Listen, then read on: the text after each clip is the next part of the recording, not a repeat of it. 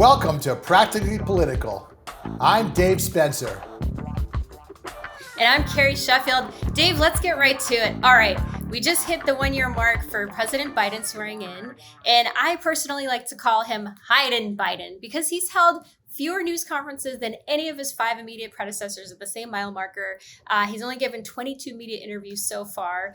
And the Committee to Protect Journalists, last week they released a report that they condemned Joe Biden's limited availability to journalists, the administration's slow responses to requests for information, its planned extradition of Julian Assange, and restrictions on media access at the southern border, and its limited assistance to Afghan journalists. Now, I know he had this big, long press conference, but he didn't really address much of substance, and he just kept putting his foot in the mouth in that. So I think that's probably why they don't let him have access. But he promised us the most transparent administration. Do you think he's actually going to change anything?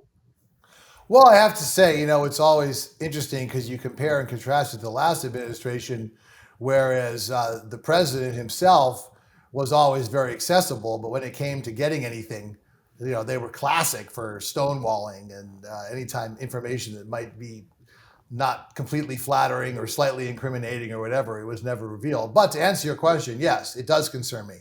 I think transparency is a very important part of our democracy and a very important part of our political system. And I think some of it is Biden's fault and some of it is not. I think that during the COVID campaign, they didn't plan on hiding out in the basement, but they found out it to be an effective strategy because they realized that Trump would beat himself, which he did, as I told you. I think even with COVID, President Trump could have been reelected, but it was his erratic behavior that did him in more than anything. And so, if someone's going to just dig in their own grave, let them dig away, right? One of the oldest rules. So I think that was the first part of it.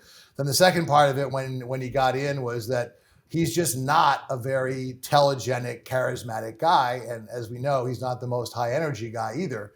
So he's not like a Bill Clinton or Barack Obama or someone who can go out there and really sell his programs and be charismatic and press the flesh and do what needs to be done. So I think that's part of it. And then I think also recently things have been going tough. And when things get tough, presidents tend to hide out. They don't want to see the media. The press can be their friend, but even Democratic presidents go through periods where they hate the media. So I think it's a combination of things. But certainly there should be more transparency. There's no question. What are your thoughts? Well, we agree on that. Yeah. The transparency piece of it. Yeah, I But think yeah. it's an important thing, and I think as is usual, a lot of Biden's problems are self-inflicted. There's absolutely no question, and I think it's the inability to control the Democratic Party. You've heard me say this many times. It's like herding cats.